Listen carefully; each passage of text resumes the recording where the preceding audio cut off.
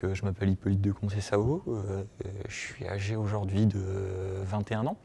Donc, je suis étudiant dans le milieu agricole, donc je fais une licence agroéquipement en alternance dans une usine de construction de tracteurs dans le nord de la France, à Dunkerque. Donc moi j'habite à Calais.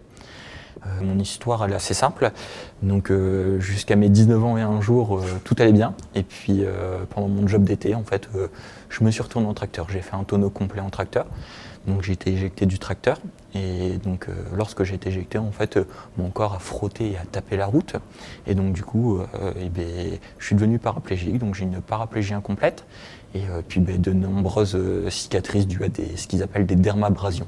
Est-ce que tu pourrais nous dire comment tu vis avec ton handicap au quotidien justement? À l'heure actuelle, donc j'ai appris à vivre avec mon handicap, donc ça fait 2 ans et demi que je suis en situation de handicap.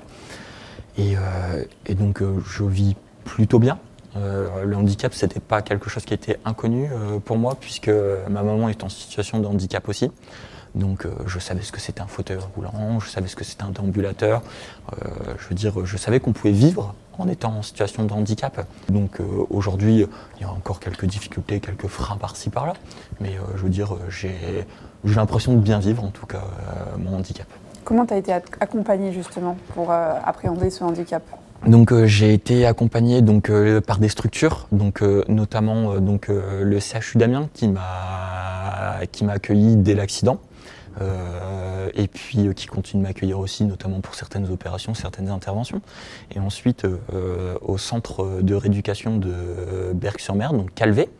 C'est un grand centre de rééducation en France, hein, l'un des meilleurs, et donc qui m'ont appris grâce à différentes professions. Donc on parle de la kiné, on parle de l'ergothérapie, on parle aussi des médecins. On parle des psychothérapeutes aussi qui nous accompagnent énormément. On parle de l'APA, donc l'activité physique adaptée. Donc pour moi qui faisais pas mal de sport avant, ça m'a permis de redécouvrir certains sports et de m'épanouir. On parle aussi d'orthophonistes, on parle de nombreux corps de métier qui nous entourent et qui nous aident à revivre en fait, et à vivre avec le handicap notamment. Est-ce que tu peux nous parler ou évoquer une situation que tu as vécue en lien avec ton handicap et qui t'a marqué? Dans les premiers temps, si vous voulez, j'étais en hospitalisation complète, ça veut dire que j'étais constamment à l'hôpital pendant 9 mois. Et donc dans les premières semaines après avoir pu utiliser un fauteuil roulant électrique, puisque au départ je ne pouvais pas utiliser de fauteuil roulant manuel, je me suis retrouvé en fait dans une boutique avec ma maman justement, donc on était à deux en fauteuil roulant, et en fait des gens se sont arrêtés pour nous regarder.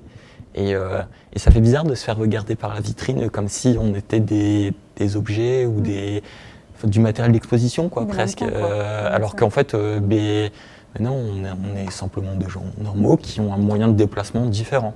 Et puis quelques petits soucis autres, mais le fauteuil c'est surtout un moyen de déplacement. Nous on utilise nos bras, les autres utilisent leurs jambes, et puis voilà. Ton handicap est-il une force et pourquoi, s'il en est une? Ouais, je pense que c'est une force parce que donc du coup ça m'est arrivé assez jeune, hein, donc le lendemain de mes 19 ans. Ça m'a permis de me développer différemment.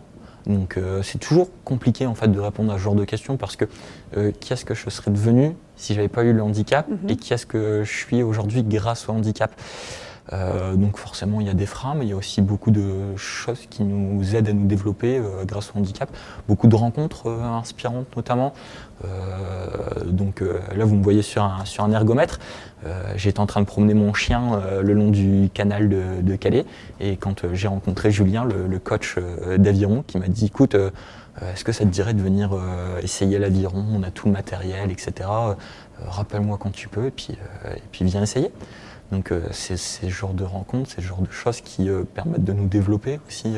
Tu t'es souvent confronté ça, au manque d'accessibilité par exemple, dans tes déplacements plutôt... Souvent non, mais quand même fréquemment. Il y a aussi le fait en fait, donc moi ça me pose problème de demander à quelqu'un d'amener la rampe. Je vois pas pourquoi est-ce que je devrais demander à quelqu'un de venir ouvrir la porte et de demander de mettre une rampe. Pour moi la rampe elle devrait être fixe. Je comprends pas pourquoi quand quelqu'un de valide il veut rentrer dans un magasin, il rentre comme si de rien n'était sans que personne ne le voie trop. Moi quand dans certains magasins je veux rentrer, je vais pas dire que je suis une bête de foire, mais tout le monde regarde quoi. Et des fois j'ai juste envie d'être tranquille. c'est pas forcément tout le temps agréable, on va dire, ce genre de choses. Qu'est-ce que tu proposerais justement pour améliorer la situation des jeunes en situation de handicap dans le Pas-de-Calais, pour lequel tu fais partie? Donc, qu'est-ce que tu proposerais, toi? Est-ce que tu as déjà réfléchi à ça, en fait, à des solutions? Oui, bien sûr. Alors, je pense qu'en fait, la situation, on doit l'améliorer par nous-mêmes, donc en faisant connaître ce que c'est que d'être en situation de handicap. Donc, je pense que les gens ont des regards différents parce qu'ils ne connaissent pas le handicap. Et si les gens connaissaient le handicap, l'approche serait complètement différente. Et donc oui, c'est bon, à nous en situation de handicap, jeunes en situation de handicap, mais aussi aux différents élus, etc., de faire connaître, de demander à mettre des actions en place. Je pense que notamment à travers le sport, donc le sport pour moi c'est un vecteur, ça porte le handicap énormément, on l'a vu avec les Jeux paralympiques, on le voit notamment sur des compétitions, donc les compétitions, il y a rarement de compétitions uniquement valides ou uniquement para, souvent aux mêmes compétitions il y a des para et des valides, et quand on fait une compétition, donc quand je fais du triathlon et que d'autres jeunes viennent me parler, etc., me demandent comment ça marche, et bien c'est super parce qu'ils s'intéressent et du coup ils comprennent comment ça marche et ils ont plus ce regard de « oh le malheureux il est en fauteuil roulant ». Ah non, c'est plutôt il va réussir à nager 750 mètres avec que ses bras, après il va encore se taper le handbike sur 20 km et puis encore 5 km de fauteuil d'athlète. Et nous on a déjà du mal à le faire avec nos jambes et nos bras, eux ils le font qu'avec leurs bras, c'est quand même des regards qui changent en fait à travers le sport.